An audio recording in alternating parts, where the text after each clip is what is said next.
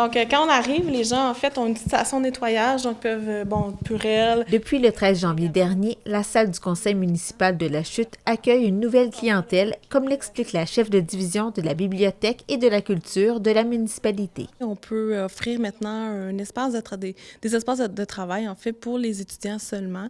Donc, on peut offrir des tables, des endroits où ils peuvent travailler. Donc, ils peuvent apporter leur ordinateur portable. On offre le Wi-Fi gratuit à tous. Et on a également du prêt de matériel informatique, donc des ordinateurs portables qu'on peut prêter aux étudiants qui n'ont pas de matériel ou qui ne peuvent pas apporter leur matériel à la bibliothèque. Et on parle d'étudiants, donc, du primaire jusqu'à l'université? Oui, tout à fait. Donc, tel que l'a demandé le gouvernement, donc ça couvre là, vraiment du primaire, donc dès 5-6 ans jusqu'à la scolarité universitaire. Évidemment, il n'y a pas d'âge limite parce que, bon, on peut être étudiant à l'université toute notre vie ou au cégep. Tout ce qu'on demande, en fait, là, c'est pour les étudiants de 12 ans et plus, donc ceux qui, à partir du secondaire, de nous présenter une preuve valide de fréquentation scolaire d'un établissement reconnu, donc de l'école, une carte étudiante, là, par exemple, c'est suffisant. Pour les élèves de niveau primaire, on ne demande pas de preuves. Ensuite, bien, chaque poste a un numéro. Claudia Tremblay souhaite que cette salle, qui compte 8 postes de travail, réponde aux besoins des élèves et des étudiants. On l'espère, en fait. Notre service, bon, il faut savoir qu'il est offert pas seulement aux étudiants membres de la bibliothèque, donc on accepte les abonnés ou non, également citoyens de la Chute ou non, donc c'est vraiment offert à tout le monde, là. On sait que c'est peut-être pas toutes les autres municipalités qui ont des espaces ou du personnel là, suffisant pour accueillir tous les étudiants, donc on offre la salle du conseil comme salle d'études vraiment pour tous les étudiants, pour favoriser, comme le gouvernement le veut, l'éducation, puis aider les étudiants à pouvoir poursuivre leur apprentissage malgré la pandémie. Donc, c'est certain qu'ici, dans la région, là, on sait qu'il y a des problèmes au niveau de l'accès à Internet, tout ça. Le Wi-Fi ou les connexions ne se rendent pas très bien partout. Donc, c'est sûr que nous, bien, la bibliothèque, on a une mission éducative, donc on souhaite vraiment là, que les étudiants utilisent notre salle, utilisent nos services, puis qu'ils viennent poursuivre leurs apprentissages chez nous. Et parlez-nous aussi du fonctionnement. Lorsqu'une personne arrive, qu'est-ce qu'elle doit franchir comme étape pour se rendre jusqu'ici? Donc, l'arrivée à la bibliothèque, il faut savoir maintenant, on a une sonnette d'entrée, donc un peu pour contrôler l'achalandage à l'égard là, de la pandémie, évidemment, puis aussi pour être conforme à toutes les règles mises en place par la Ville de La Chute. Donc, les gens arrivent ici, doivent s'identifier au comptoir, donc on leur demande une preuve de fréquentation scolaire, une carte étudiante, comme je disais, et puis nous, on inscrit la personne sur un registre, donc nom, coordonnées, tout ça. Et puis, la personne nous indique combien de temps elle prévoit rester. Il n'y a pas de limite de temps, là, c'est vraiment au gré de son travail à faire. Et puis ensuite, on l'amène dans la salle du conseil, donc où elle a sa table attitrée. Et puis, bon, on offre le Wi-Fi gratuit. Par contre, on demande aux gens d'apporter leurs écouteurs si jamais ils ont des cours à suivre ou ils veulent écouter de la musique ou peu importe. Par respect pour les autres usagers aussi. Ils peuvent parler si jamais ils ont un cours, évidemment. Là, donc, tout ce qu'on demande, là, c'est d'être respectueux envers les autres personnes. Et puis, quand le travail est terminé, la personne redescend en bas, on redonne la carte étudiante, puis c'est terminé. Si jamais il y a eu un prêt de matériel informatique, de portable, eh bien, nous, on fait la vérification là, vraiment du matériel et s'assurer que tout est correct. Il y a une désinfection aussi qui est faite, évidemment.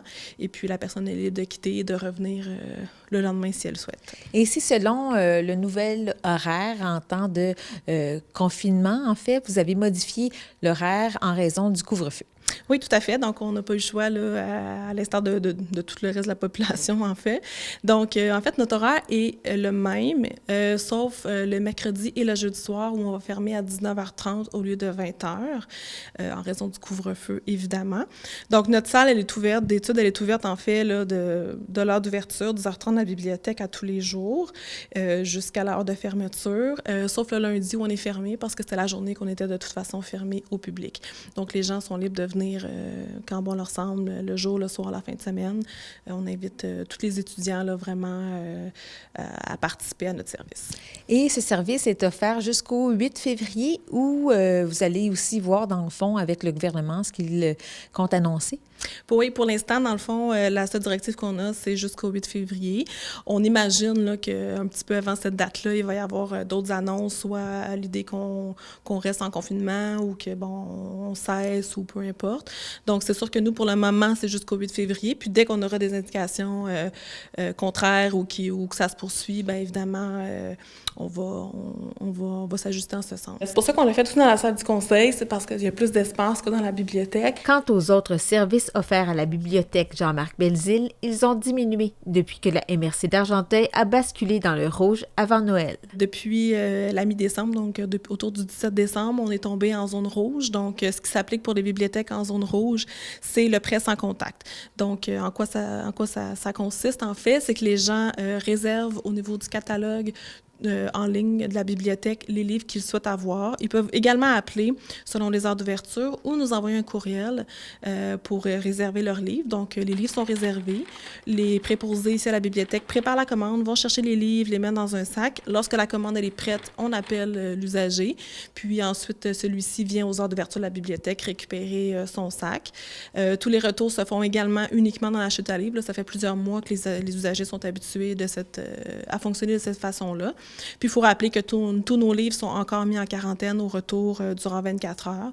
Donc, tout ce qui est reçu dans la chute à livres, on le met sur un chariot, on le met en quarantaine, puis le lendemain seulement, on fait les retours officiels. Là, donc, Est-ce qu'il y a beaucoup de membres qui demandent ce service? Est-ce que les gens ont été portés durant le temps des fêtes depuis le 17 décembre jusqu'à aujourd'hui à louer des livres? Oui, tout à fait. En fait, on a remarqué la semaine autour du 17 décembre, quand les gens, on savait que l'annonce allait s'en venir du gouvernement, on n'était pas certain de ce qui allait se passer. On a vu un achalandage vraiment élevé de la part de nos abonnés. Les gens avaient peur de manquer de lecture, donc ils se sont dépêchés à réserver tous leurs documents, à venir en bibliothèque. Et puis, tout au long des fêtes, là, ça s'est poursuivi. Et là, depuis janvier, donc depuis la semaine passée, là, il y a encore eu une annonce qui a été faite, tout ça. Donc, à un petit peu d'avance, là, les gens ont commencé à réserver. Donc, c'est un service... on est très contents, très surpris aussi de voir à quel point les gens aiment la lecture, ont besoin de la lecture actuellement pour pouvoir s'évader un peu avec toutes les activités qu'il n'est pas possible de faire. Puis que les gens aussi prennent ce temps-là pour lire, pour apprendre, pour découvrir de nouvelles choses. Donc oui, on est vraiment très contents là, de voir qu'il y a un très bel achalandage des usagers là, à la bibliothèque. Les gens aussi, il faut savoir qu'ils ont droit maintenant à 20 livres par carte. Donc les familles particulièrement là, en profitent beaucoup pour emprunter beaucoup puis lire avec les enfants. Et les abonnements ont été prolongés jusqu'à la fin février. Tout à fait. Donc, dans le fond, on se disait, là, même si on est ouvert aux prêts sans contact, même si les gens peuvent quand même venir faire leur abonnement à la bibliothèque, on a décidé de prolonger tous les abonnements qui étaient dus de la fin novembre jusqu'à la fin février au 28 février pour que les gens puissent... qu'il n'y ait pas de problème, en fait, là, au niveau du renouvellement des livres. Également, tout ce qui est pour la portion numérique, donc tout ce qui est prêt numérique, ressources en ligne. Il faut savoir que quand l'abonnement expire, bien, ces ressources-là ne sont plus accessibles. Alors, on souhaitait juste continuer là, à offrir ces services-là aux usagers sans problématique. Dans le fond, les gens peuvent quand même venir s'abonner là, si ils n'ont pas s'ils ne sont pas encore membres. Il n'y a pas de problème, là, on prend les abonnements. Ils peuvent nous appeler également au téléphone, donc on peut répondre à toutes les questions. On est là pour aider les gens également. Qu'en est-il aussi des activités reliées à la bibliothèque, les conférences, par exemple, les activités pour les tout-petits? J'imagine qu'en zone rouge, donc, tout est annulé ou reporté? Oui, en fait, tout ce qui est en présentiel n'est pas permis. Donc, on n'a pas le droit d'avoir de public. C'est certain. Alors, tout ce qui est animation jeunesse, évidemment, là, ça se faisait vraiment en contact assez rapproché. Cet automne, on s'était adapté en termes de nombre de participants, puis en termes de distanciation. Là, mais là, c'est sûr que là, étant en zone rouge, c'est pas possible. On est en train de voir aussi là, comment est-ce qu'on pourrait transférer nos activités de façon numérique, donc au niveau des heures du compte, au niveau des animations pour enfants, au niveau également des conférences pour adultes. On a commencé cet automne à faire un partenariat avec la TVC justement pour projeter nos conférences à la télévision et en ligne pour adultes. Donc, c'est sûr que ça, c'est quelque chose qu'on souhaite continuer. C'est innovant aussi, là, donc de faire ce genre de projet-là. Ça permet, de créer du contenu un peu pour tout le monde, puis de partager le savoir, les connaissances, puis de divertir les gens aussi. Donc, c'est certain que cet hiver-là, on est vraiment en grande réflexion là, par rapport à notre programmation. C'est sûr qu'étant donné que, on n'a pas d'indication au niveau de la date de reprise, tout ça, on souhaite que ça reprenne évidemment rapidement, mais on se fait pas non plus trop d'espoir rapidement, puis pour pas être déçus non plus. Donc, on a des plans A, B, C, là, je vous dirais. On planifie un peu tout pour être prêt quand ça va recommencer, mais en même temps pour pouvoir offrir du contenu à la population en attendant.